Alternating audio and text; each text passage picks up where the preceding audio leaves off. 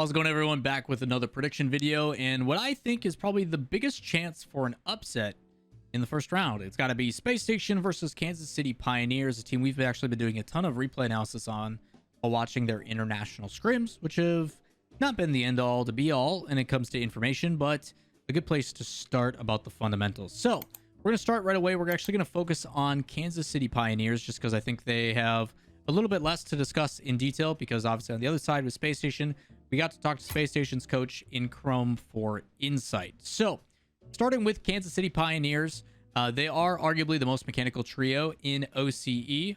Talking between their matches and the fans that actually garnered back in winter between Banana Head and Super Locky.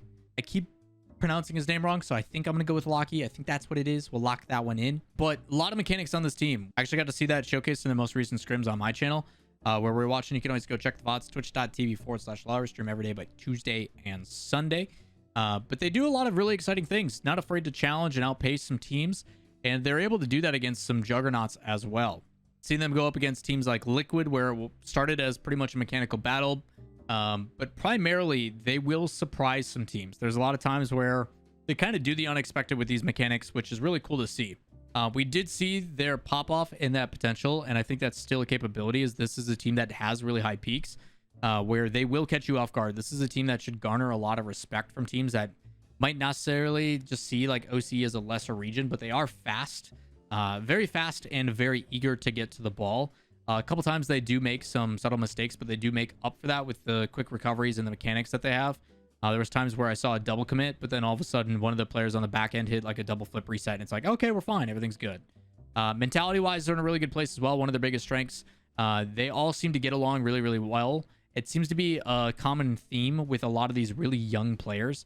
Kansas City Pioneers is one of the youngest teams outside of Team Liquid, so the ongoing joke is getting Team Liquid and KCP like binkies and like sippy cups, and see if they can use those on stage. Probably not going to happen, but super funny all around. But the mentality, really good place. All these players bounce off of each other really well. Communication is solid. Do not get tilted. Really, really strong mentality from the side. And one of the benefits too is the fact that with OCE, the expectations aren't really the greatest. There is a lot of things that come from them knowing that, hey, most people here don't expect much out of us. It is literally us versus ourselves, and because we get along really well and we've got a really good camaraderie, you know, we're confident, which I think is really, really important, which is the last thing. Their confidence is definitely key. There is a lot of pressure on them, and I'll talk about that in a bit, being a potential weakness, but I think it keeps them motivated. Their scenario is actually pretty crazy. I'll talk about the specific scenarios to OCE in the end, but Kansas City Pioneers has won the last two regionals, and the one before that in Regional 1 for spring, I think they took third. So they have been in conversation of, or no, fourth. They took fourth. So they have fourth place in Spring Regional 1, and then they won back-to-back. They're on a hot streak. They're playing really well, and have been this new up-and-coming team in OCE for quite a while now that's been really stable. So it's awesome to see them really have this confidence coming through. They get to go back-to-back events. Like, it's one thing to go to a major, but then to beat out another top dog team and go again instead is really important. So that stuff is really important, but it also comes with some negatives, and we'll talk about their weaknesses. Despite being into two majors now, they still don't have that much experience in the grand scheme of things, and that is then being paired with a lot of pressure. There's a ton of pressure on this team to perform. With the standings the way they are right now, Renegades does have a top 2 spot pretty much locked in. The difference, though, is they need either Pioneers to go 0-2 if you're on Renegades, or Kansas City Pioneers cannot make it to top 8, which is going 1 and 2. If Pioneers is able to get a win, that puts the team in a really, really tough spot. Like, winning 2 series is almost like a requirement for Kansas City Pioneers. They need to make top 8. And that pressure, especially at an international LAN with 16 of the best teams, is not easy. Their side of the bracket is not easy either. You go against Spacestation, and then if you drop down, you're playing the loser of BDS Team Secret. And then if you lose to that, you're playing the loser of like Endpoint V1 Moist NV or something to that. Like, it's not a fun bracket for them. So that kind of pressure, while they do need to take it one game at a time, big picture is something that is hard to ignore. When you're in the moment, that's going to be more so on the support staff and the coach, which should be fine, but there is a lot in that regard that they need to be careful. And even though they themselves technically don't have a lot of people expecting much of them, the players have a lot of expectations on them. The players have so much requirement for them to perform well, coming together and saying, hey, we just got picked up by an NA organization. We just won these 2 events. We went to the last major. Now we're going to this major. We need to show improvement. We had some really big moments last time, but it was kind of diminished. Like, the winter major feels kind of lackluster, I guess, because KCP was in a group that Mina didn't show up for. They went 0-2. Most people believe they wouldn't have made it out of groups. So they got a freebie, and it kind of taints their results. So there is a lot of desire and a lot of expectation for them to show up and perform well. They did have that close series where they almost reverse swept BDS, but it's kind of this, like, we have unfinished business situation. And the fact that it's not only unfinished, but a chance to play for the major, and not only the major, then go into the world championship, it's pretty important. So there's some pretty big expectations, some pretty big pressure on this team. And that kind of carries through. The biggest thing with them on when it comes to play style is, while they have a ton of mechanics and they play and focusing on their play style stuff, we talked all about the mental and what's on the line. But when it comes to their play style itself, it definitely is a defensive burden. There's a lot of times on defense where they double commit a little bit too much, or they get a little bit overzealous. Sometimes in OCE in general, it just becomes a little bit too forced rather than staying patient. And the consistency of these really big mechanical moments aren't always there, which provides a lot of issue. While they're the most mechanical in OCE, comparing that to the world event is a little bit different. So experience and then being exposed to some of this. The nice thing I will say about OCE and Kansas City Pioneers in particular that I forgot to mention in their strengths is that they do adapt well. OCE teams learn very, very quickly. I've seen it numerous times. The more exposure they get, and they are flying out relatively early. They've been scrimming like crazy. So I expect them to basically recognize some of these weaknesses of, like, hey, our defense is pretty weak. We give up kickoff goals like crazy, things like that, to become refined. And when it comes to match time, they're ready to go. So Kansas City Pioneers is one that I would keep your eye on. They may surprise you. On the other side of things, we got Spacestation Gaming. We sat down with Chrome and talked with Chrome specifically about this one. And he had a lot of things to say, but he didn't want to leak too much information, obviously.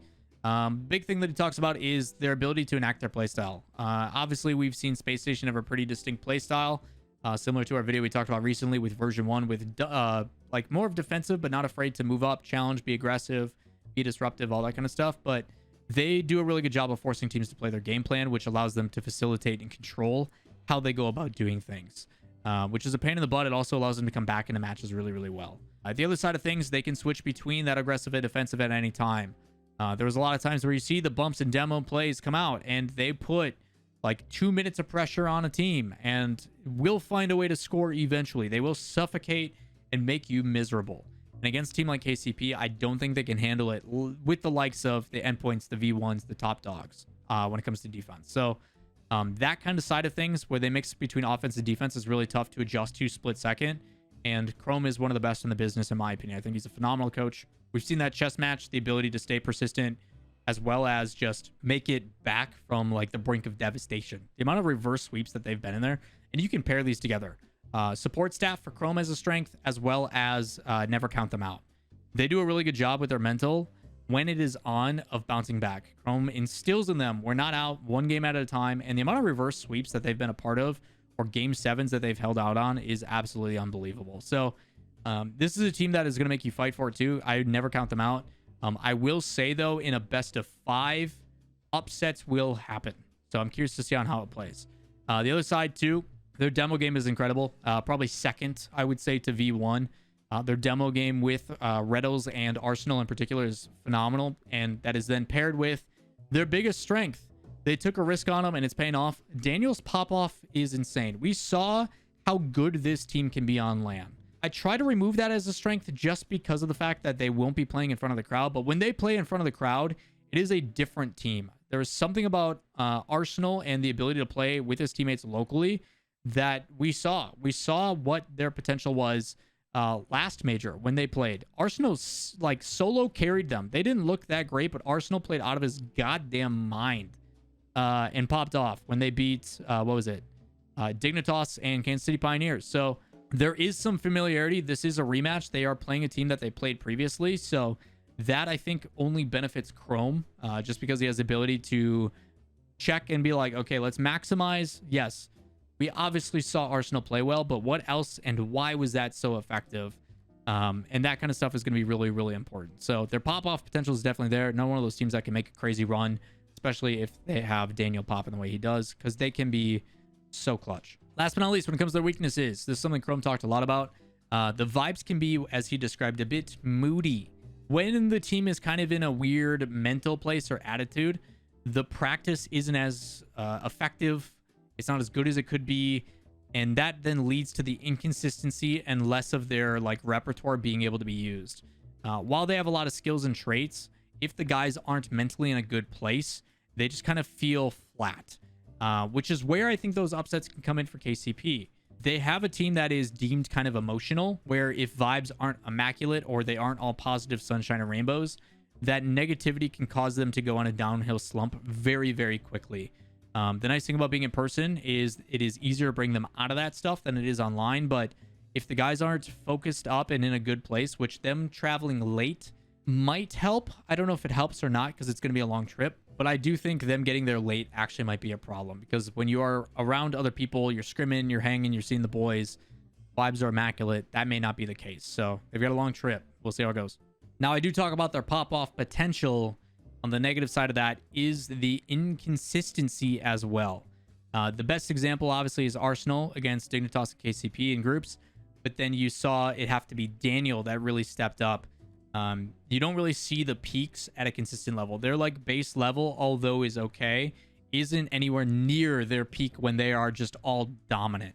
When every pass is on the money, when demos are connecting, when you're hitting the flip resets, Daniel's doing whatever he wants. Like when things are vibing, they play immaculate. It's unbelievable how good they look. But the issue is you don't see that level very often, especially not online, I would say. And Chrome talked about that. He talked about how we need to find a way to make sure that our base level of gameplay becomes more stable. And that then stems back from the, hey, being moody, making sure our practice is more effective and efficient, all that kind of stuff. The other thing that is part of the reason why KCP can possibly play this upset is they do tend to start a little bit slow. Chrome was talking about how this can kind of go hand in hand with a bad practice, but there is some times where they get into series and it's like the first game they're completely absent and all of a sudden they're down by one. All of a sudden, hey, this super close game goes the other way. Now we got a reverse sweep, and it's like trying to win 3 in a row at a major with pressures on the line can be a problem. So slow start for them can be a bit problematic. Also, things can snowball out of hand extremely quickly. You talk about situations with like G2. They force an own goal, and then immediately after the own goal, the mentality starts to dip a little bit. And then G2, who's absolutely phenomenal at kickoffs, ends up coming out and scores another one. Now you're down 0-2, and this game's pretty much chalked. Like, our mentality's in the gutter, down by 2. Stupid mistake now leads to another. And it just keeps snowballing out of control.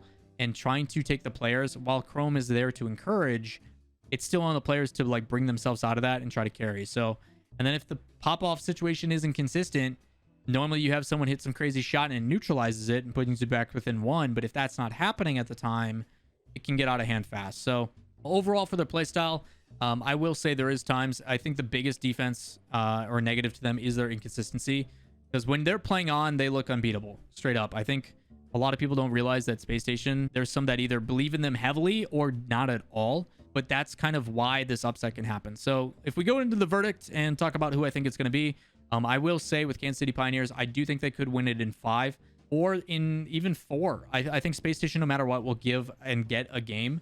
But I do think it is possible that Kansas City Pioneers plays upset here. But if I'm a betting man, I have to go with Spacestation. I think it'll be close, probably 3-1 in Spacestation's favor. But I, without a doubt, could expect this to be a nail-biter if they start a little bit slow. I think Chrome is going to be motivated, get these guys in the right place. They've got a lot to prove. And double elimination does not have any mercy. If you start slow in this, it is all but over pretty much. So hopefully they are ready to go against a Kansas City Pioneer team that has a lot of expectations, that is trying to show up. Yeah, I'm going Spacestation. I got to go with my gut, give it to the high seed, 3-1. But I would not be surprised if I tune in at some point and see Kansas City Pioneers win in 5. So that's what I've got. Hopefully you guys enjoyed this breakdown. Again, special thanks to everybody who provided insight, and Chrome sitting down for like 2 hours to have a talk about his team and everybody else. But that is going to do it for this video. More prediction videos coming in the near future. I need to go take a break. My voice is dying because I've been talking nonstop for like 2 hours. But that is going to do it for today's video. As always, if you guys enjoy this type of content, we're going to be doing them all week leading up to the very first match in a double header.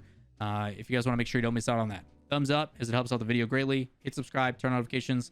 Let me know who you got down below. Do you agree with me? Can Kansas City Pioneers upset, or is it a completely far-fetched idea? It's never going to happen. Space Station go next. Let me know. We'll see you in the next one. Peace.